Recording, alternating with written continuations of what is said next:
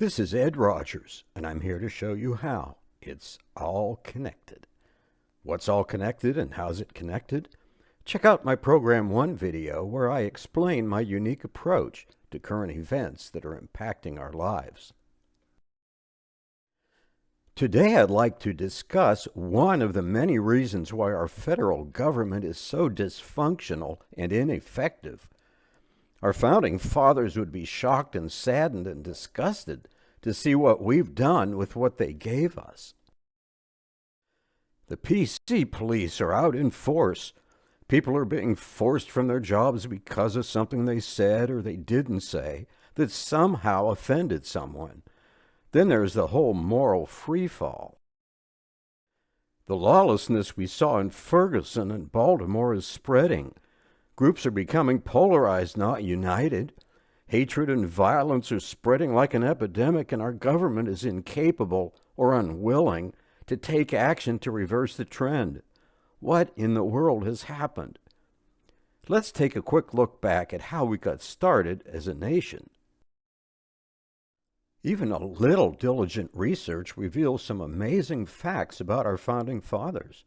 They spent many grueling days and nights together working out the best possible system of government, one the world had not yet seen. By their words and actions, we can conclude that 52 of the 55 framers of our Constitution were evangelical Christians who were setting out to create a Christian nation. At the center of their deliberations was the Bible. The idea for the three branches of government came from Isaiah 33:22. Separation of powers came from Jeremiah 17, and tax exemption for churches came from Ezra 7:24. During our early years, the Bible was revered and taught not just in church, but in our schools. In fact, it was the primary textbook. Children learned to read by reading the Bible. The better readers they became, the more they knew their Bibles. And they didn't just know it, they lived it. Children grew up on the foundation of the Bible. So what kind of children did this system produce? John Quincy Adams is a great example. He grew up under this system. We know him for being our 6th president. But what's even more impressive is that he was given a congressional diplomatic appointment to the court of Catherine the Great of Russia when he was 14. How many 14-year-olds today would you trust as an ambassador to Russia, or any other country for that matter?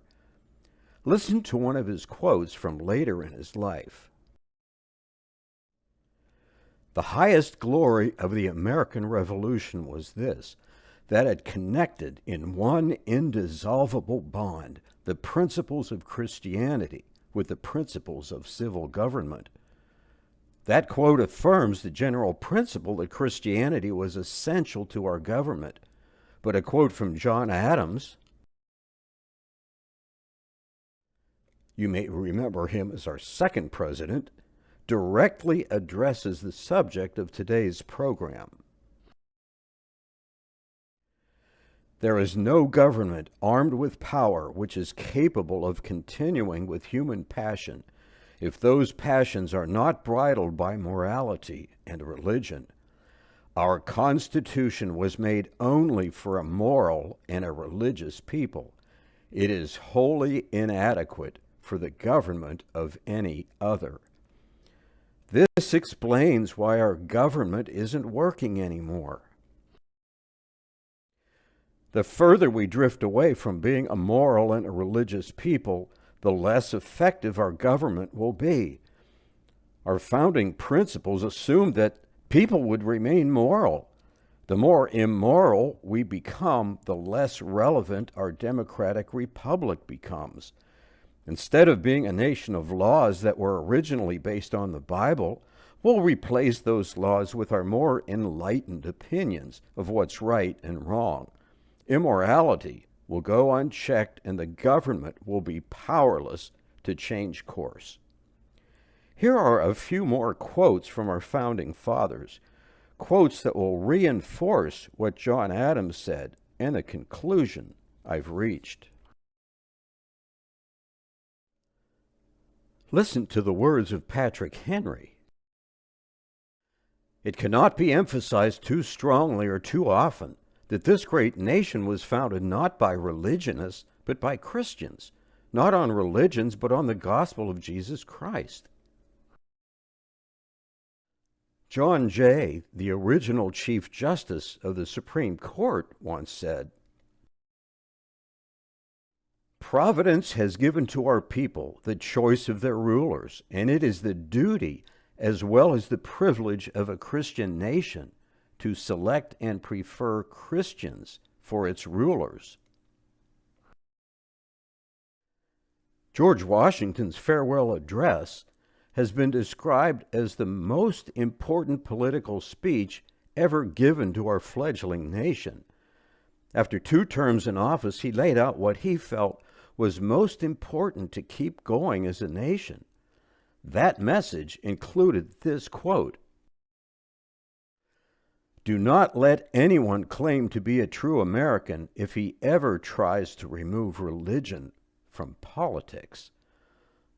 No wonder you won't read this address in any textbook today. I'd like to close with James Madison, our 4th president and the man most responsible for what's written in our Constitution. We've staked the whole future of America's civilization, all our political institutions, upon the capacity of each and every one of us to govern ourselves according to the 10 Commandments of God. No wonder so many people today are so offended by the public displays of the 10 Commandments, especially in government buildings. I've done this program simply to show that, as John Adams said, there's a direct correlation between the morality of our nation and the effectiveness of our government. It's not rocket science. Our founding fathers were intelligent men with great wisdom and foresight. We should have paid more attention to what they had to say. And lastly, to lighten things up as usual, here's my thought for today. In feudalism, it's your count that votes. In a democracy, it's your vote that counts. I'm just saying. I invite you to check out my website at edrodgers.net, where you'll get a feel for who I am and what I'm offering. You'll see my books, blogs, and newsletters. Until our next program, this is Ed Rodgers, showing you how. It's all connected.